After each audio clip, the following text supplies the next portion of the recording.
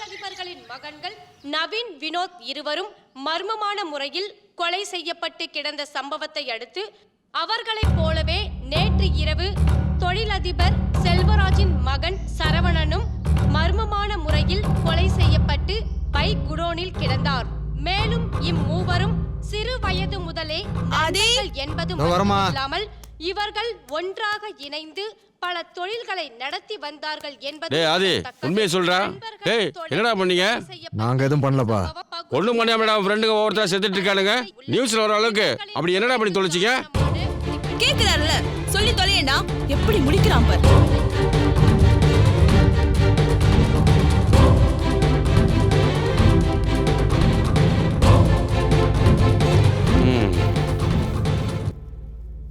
நீ என்ன பண்ற? நம்ம மலமங்கலாக்கு போயிடு, அதான் உனக்கு பாதுகாப்பா இருக்கும். மற்றதை நான் பாத்துக்கிறேன். நான் ஃபோன் பண்ணதுக்கு அப்புறம் வந்தா போதும்.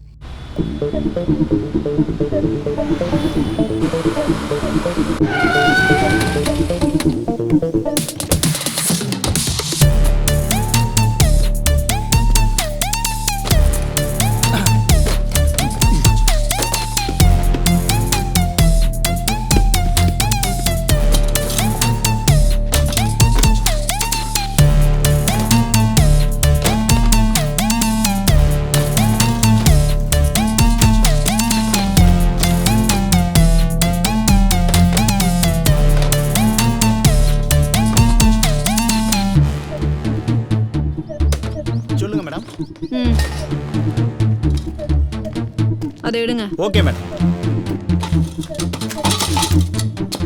மேடம்,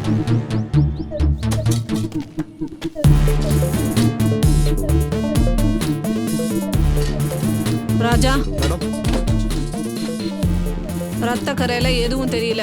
ஆமா மேடம். திருவண்ணாமலையில இருக்க எல்லா அச்சகத்தையும் போய் செக் பண்ணுங்க. Okay madam. இந்த பத்திரிக்கை உங்க கடையில் அடிச்சதா? கொடுங்க சார். இந்த பத்திரிக்கை எங்க கடையில் பிரிண்ட் போடல சார். இந்த பத்திரிக்கை உங்க பிரஸ்ல அடிச்சதா? இல்ல சார், இந்த பத்திரிக்கை எங்க பிரஸ்ல அடிக்கல. சொல்லுங்க. பத்திரிக்கை உங்க பிரஸ்ல போட்டதா? ஆமா சார், எங்க பிரஸ்ல போட்டது தான் சார். அப்ப அந்த டிசைன்லாம் கொஞ்சம் பார்க்க முடியுமா? முருகையா, சார் கிட்ட அந்த டிசைன் எல்லாம் கொஞ்சம் காட்டு. Okay sir. இது இல்ல, வேற வேற கொஞ்சம் இருங்க.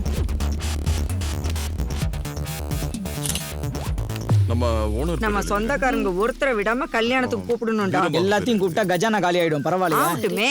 எழுதிட்டேன். மாப்பிள, என்னமா பத்திரிக்கை கொடுத்துருக்கீங்க? இன்னும் கொஞ்சம் பேர் கொடுக்க வேண்டியிருக்கு. இன்னும் 2 நாள்ல முடிச்சிருவேன். சரி சரி. போலீஸ் வருது.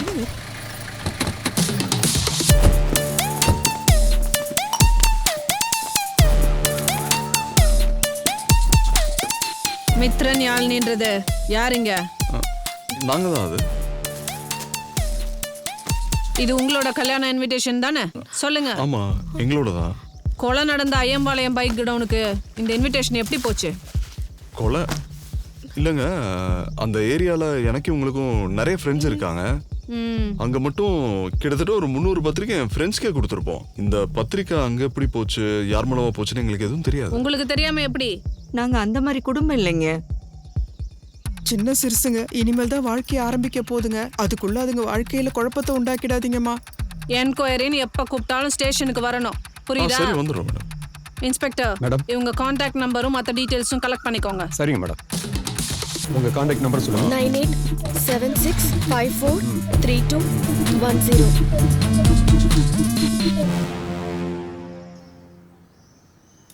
செத்து போன தொழிலதிபர் பசங்க 3 பேர் யூஸ் பண்ண செல்போன் மேடம் இது.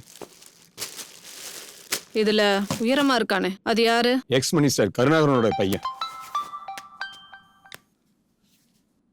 சொல்லுங்க டிஎஸ்பி மேடம். கொலை நடந்த அன்னைக்கு அந்த பசங்க எடுத்துக்கிட்ட போட்டோஸ்ல உங்க பையனும் இருக்காரு. சோ அது ரிலேட்டடா விசாரிக்கிறதுக்காக தான் உங்களை கூப்பிட்டிருக்கேன். சாரி மேடம், என் பையனை விசாரிக்கிறதுக்கு முன்னாடி அந்த 3 பேர் கொலை பண்ணாங்கல்ல, முதல்ல அவங்கள கண்டுபிடிங்க, அப்புறம் என் பையனை விசாரிக்கலாம்.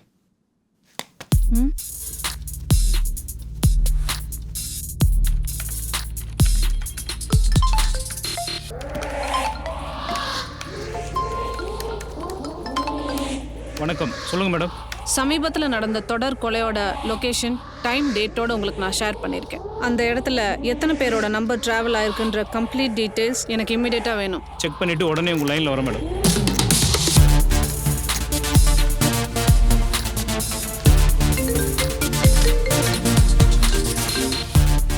எஸ் மேடம் நீங்க கொடுத்த லொகேஷன் லிஸ்ட்ல கொலை நடந்த அதே நேரத்துல 2 செல்போன் நம்பர் மட்டும் கொலை நடந்த எல்லா இடத்துலயும் மேட்ச் ஆகும். அந்த நம்பரை ஹைலைட் பண்ணி உங்களுக்கு அனுப்பியிருக்கேன். ஓகே ராஜா மேடம் கொலையாளியை கண்டுபிடிச்சாச்சு. Ready fast.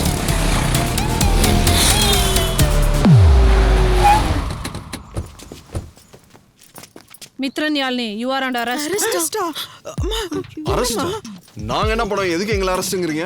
எதுவாக இருந்தாலும் ஸ்டேஷன்ல போய் பேசிக்கலாம். ஜீப்ல ஏத்துங்க. Okay madam. ஜீப்ல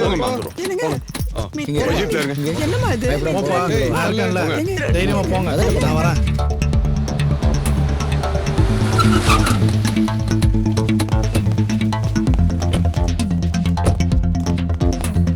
இவங்க 2 பேரும் விசாரணை ரூம்ல உட்கார வைங்க.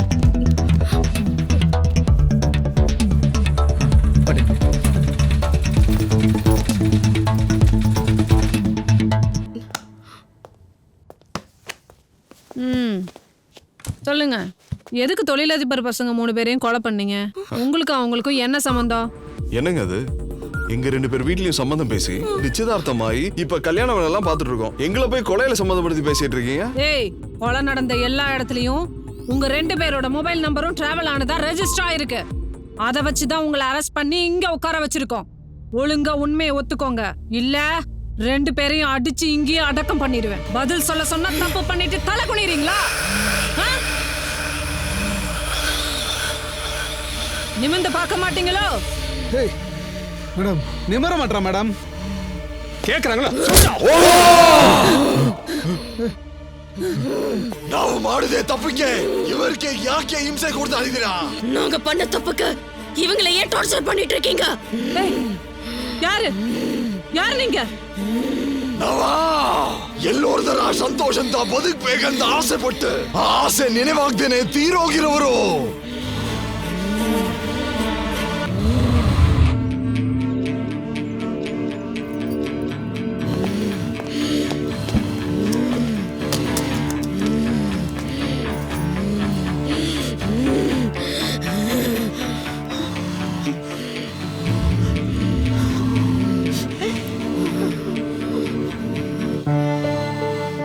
பாருங்க, இன்னும் 1 வாரத்துல எங்க பிள்ளைங்களுக்கு கல்யாணம். உங்க ஆசையை நிறைவேற்றிக்கிறதுக்காக எங்க பிள்ளைங்களை கஷ்டப்படுத்துறது எந்த விதத்துல நியாயம்? உங்களை கும்பிட்டு கெஞ்சி கேட்கிறேன், எங்க பிள்ளைங்களை விட்டு போயிடுங்க. அவங்களை அழிக்க நினைக்கிறதுல தப்பு இல்லை, ஆனா எந்த தப்பும் பண்ணாத எங்க பிள்ளைகளை அழிக்க நினைக்கிறது எந்த விதத்தில் நியாயம்? ப்ளீஸ் அவங்கள விட்டு போயிடுங்க. உங்களை எங்க பிள்ளைங்கள நினைச்சு கேக்குறோம். வாழ வேண்டிய வயசுல அவங்கள வாழ விடுங்க. உங்க கால்ல கூட விழறு. என்னம்மா பேய்கிட்ட போய் கெஞ்சிக்கிட்டு இருக்கீங்க? இறக்க இருந்தா அதுங்க இவங்க மேல வந்து ஏற போகுங்க. உங்க 2 பேருக்கு என்ன உடம்பு தானே வேணும்? அதுக்கு என்ன கடன் வாங்கின நிறைய பேர் இருக்கானுங்க. அவங்களை கூட்டிட்டு வர அவங்க மேல ஏறிக்கிங்க. என்னதான் போங்க போங்க போங்கன்னு கதறினாலும் அந்த எல்லாத்தையும் கொலை பண்ணது காரணம் என்னன்னு தெரியுமா? அந்த மீதி இருக்க ஒருத்தனை மட்டும் கொலை பண்ணணும்னு துடிக்கிறது எதுக்கு தெரியுமா?